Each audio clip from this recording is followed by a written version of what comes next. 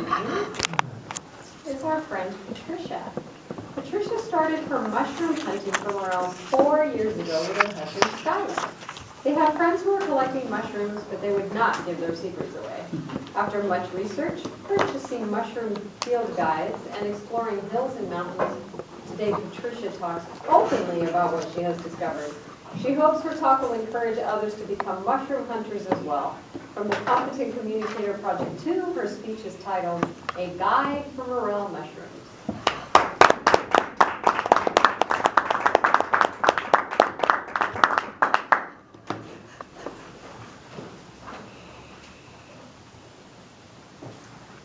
Last week, I was out with my mom and dad, and we were on a casual hike. We weren't going anywhere special. We went down to the river, we wanted to check it out, followed a main trail, and then we decided we wanted to get a closer look to the river. We veered off and went down the path, and I'm leading the way, and as I got there, closer to the river, my mom behind me goes, hey Patricia, what's this? And she points down, and I turn around and she goes, isn't this the mushroom on your husband's t-shirt? I look at her, wow, that was the largest morel I've ever seen, as big as a hand. There's two sticking up right by a tree. And I look at it and I go, yes, that looks like a morel. But Mom, Dad, there's only one way to be sure. I have to pick it. So I get down and I pinch it. I didn't have a knife on me, but I pinch it and I leave the mycelium, the little roots in the ground, and I pick up this mushroom. I left the roots just in case it was a morel. If it was a morel, that thing could grow back. I could come back here and get it, or another mushroom lover could come behind me and find it, and they could be as happy as I am at this moment.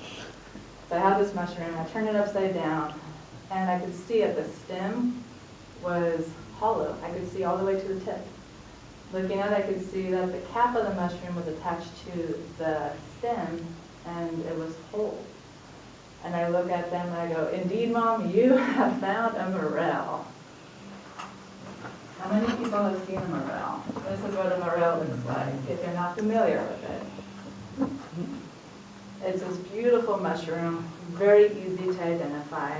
And what's great is for first mushroom hunters, it's a great place to start, like my mom who identified it from a t-shirt. The image of it, normally you find it in a clearing, it sticks up 1 to 6 inches, and it's very easy to identify. There are ones that look similar to it, so you can't just go by what it looks like, you also need to investigate a little closer to make sure that this is indeed one that you can eat and not a lookalike, a false morel. When you see these mushrooms, they are spongy, they're cone-shaped.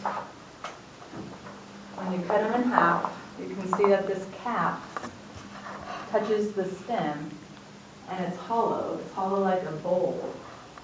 There's nothing inside of it. It's a morel mold when you cut these lengthwise, and that's the defining factor. The false morel looks very similar. However, this cap is nice and cone-shaped. This one looks like it's a little bit squashed. And when you cut it in half, you can see that the cap and the stem do not go all the way through. It's a little squashed, and this cap and stem touch at the top. You can also see that there's fibers in it. It looks like cotton or tissue. And that means this is a false morel. And it's very disappointing when you find these. False morels, they can be poisonous. They can cause anything from just dizziness and nausea, if you eat a lot of them, to death. They're very important to always cut them inside. You can't just look at the appearance. Colors change from morels. You have white and yellow, gray to black, and even kind of a reddish. Appearances are deceiving. Always cut your mushroom in half. Some of the big questions, now that I know how to identify a mushroom, where can I find a mushroom? Well, these mushrooms, they have diverse habitats. We go looking for the gray or the black. Those are the first ones that appear in the season of spring. Every spring is morel heaven for people who live up in this part of Washington. North America, people love these meaty mushrooms. They're nutty, they create kind of a steak-like texture to them. They're very earthy, so they are the #1 targeted mushroom by mushroom hunters. When they're out, people find buckets and they disappear, so you gotta go. When that weather hits 60 to 80 degrees, go hunting. April to May in this area is the ideal time to find these mushrooms. You'll find the gray or black mushrooms normally in a hardwood forest. They like to be by decaying matter, so they get the nutrients that they need. You will find these in burned areas. Those darker ones, they love the burned areas. I don't know why really, but I do know that those spores, they last up to 5 years. And when you find those burnt mushrooms that come up, you can see, well, they're not burnt, sorry, the dark mushrooms that come up in the burned areas, you can see that it's like a connect the dots game, where you see one here, and you look for wind patterns. Normally wind spread the spores. So they're in the same area, just not in a clump.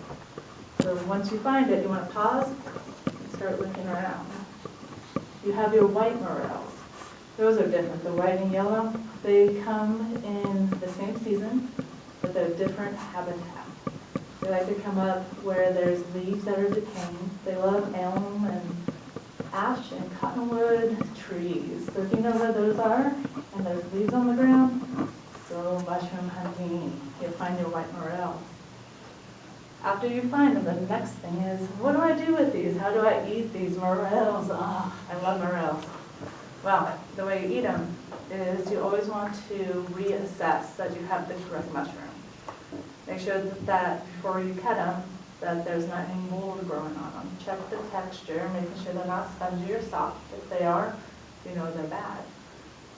And if they are, throw them out. And if you have any doubt, throw them out. Find a brush, if you have a brush, and you can sweep off the dirt and debris. Look for any insects. Mushrooms are wild. Bugs do like them, worms like them. So examine them. You don't want any unwanted dinner guests. So you looked them over, you cut them in half. You always want to cook them. Once you cook them, that just helps to reinforce that you killed anything that might have been growing on them. Nobody likes to put all this effort into dinner and then have an upset stomach or hospital run. So please take the steps that are necessary. Don't go by a picture. You can do them with butter. You can do it in oil. You can add onions to them and put them on a steak or saute them and put them into a stew or sauce. Lots of ways to eat them. However you eat them, you will enjoy them. So I hope everybody has happy mushroom hunting.